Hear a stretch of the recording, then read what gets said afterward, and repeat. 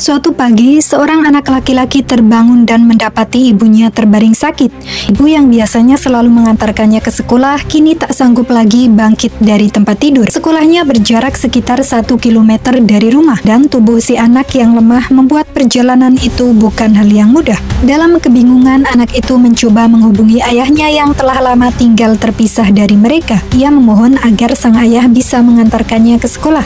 Namun sang ayah menolak dengan alasan harus segera berangkat ke kantor. Ia menyarankan anaknya untuk naik angkutan umum atau berjalan kaki saja, sembari mengingatkan bahwa dirinya dulu ke sekolah dengan berjalan kaki.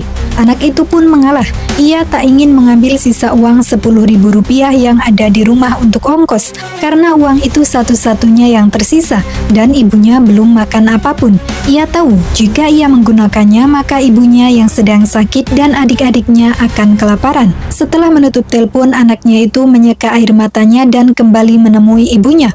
Meski hatinya sedih, ia mengatakan bahwa ayahnya akan segera mengantarkannya ke sekolah dan hanya perlu menunggu di depan gang. Ibu yang percaya pada kata-katanya pun mengucapkan doa dan pesan semangat, berharap esok bisa kembali sehat untuk mengantar anaknya seperti biasa. Namun kenyataannya anak itu tetap berjalan kaki ke sekolah.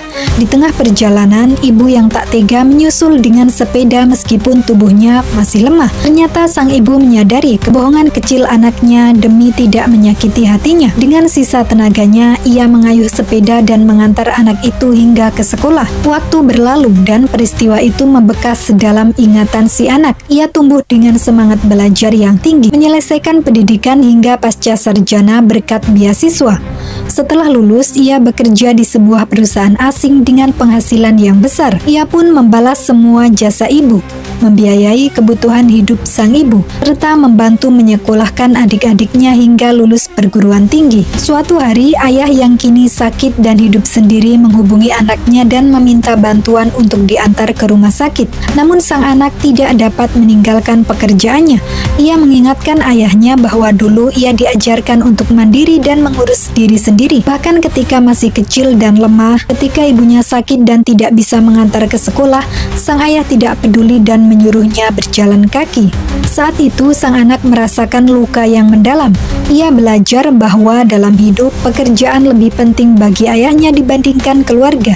Ia juga belajar bahwa menjadi anak laki-laki berarti harus kuat dan tidak boleh bergantung pada siapapun, termasuk pada ayah sendiri. Kini sang ayah berharap dibantu oleh anaknya. Ia hanya menerima cerminan dari sikap yang ia dulu tanamkan. Dan untuk pertama kalinya, ayah itu benar-benar terdiam. Ia menyadari betapa luka yang dulu ia torehkan telah tumbuh menjadi jarak yang sulit dijembatani. Kisah ini menjadi pengingat bahwa luka di masa kecil bisa membentuk cara seorang anak memandang dunia dan orang tuanya. Anak memang bukan selalu cerminan dari orang tua, karena setiap pribadi punya pilihan dan jalannya sendiri.